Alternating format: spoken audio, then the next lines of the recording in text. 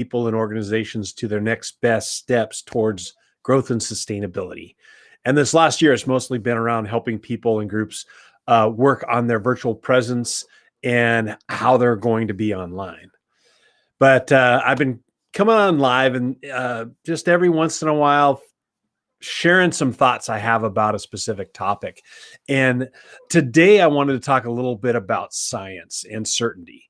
I was listening to a podcast by a guy named Mike Rowe called The Way I Heard It.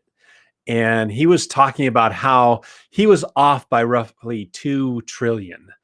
He was doing a voiceover for a science program, and he was called back in to redo part of a section where they said, you know what, the numbers we gave you were wrong. So you need to redo this as the number of stars in the universe because we've increased our number by over 2 trillion.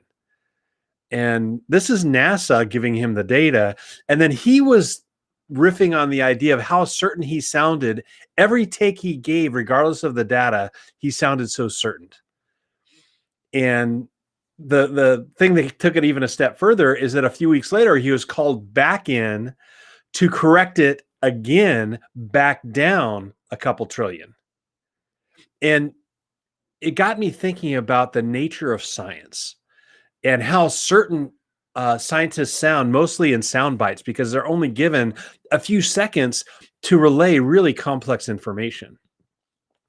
And oftentimes we will criticize the experts because they changed their information. But that's the nature of science.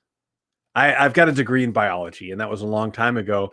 But what I learned when I was studying biology, which gave us the philosophy of science, gave me the philosophy of science, is that the whole idea in doing experimentation is to disprove your hypothesis. It's called the null hypothesis. You want to state it in such a way that you design your experiment to basically challenge your assumptions. The idea of your certainty in your hypothesis is what the experiment is supposed to crush. And then if it supports your hypothesis, you've just got some really important data. And if it doesn't support your hypothesis, then you go back and reformulate. That's the nature of science. It's the idea that you can't be certain. You think back just over the last 100 years, how medicine has changed, the different assumptions about what's possible in medicine, let alone just the changes in our understanding of space. You know, before Einstein, they were pretty sure they had all of physics figured out. And then everybody had to change the way they thought because Einstein came up with these ideas. And there were no way to test those when he was doing his thought experiments.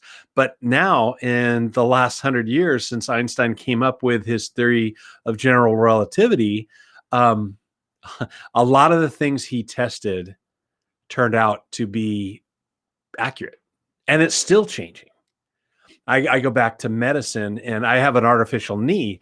And I think back to even since I've known that I've had to get an artificial knee, which was years ago, they said, my surgeon said, okay, hold out as long as you can, because the artificial knees only last so long and you can only have so many replacements.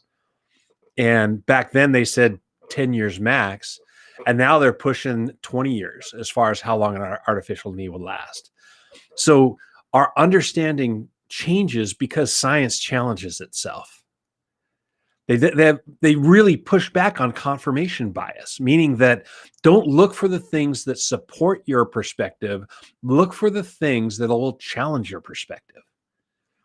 And for me, in our time in the last year with COVID, and what about masks? What about vaccines? And we look at our experts and we're learning. We knew very little about the coronavirus a year ago. And so they were trying to keep us as safe as possible. Usually it's by overstating and over-engineering. You think about the first time you build something, you want to make sure that it's going to be strong. Well, the first time you try and treat something, you want to make sure that you're going to get it right. Well, and the thing is, mistakes, they were made because we didn't understand. But every time we tried something, we learned.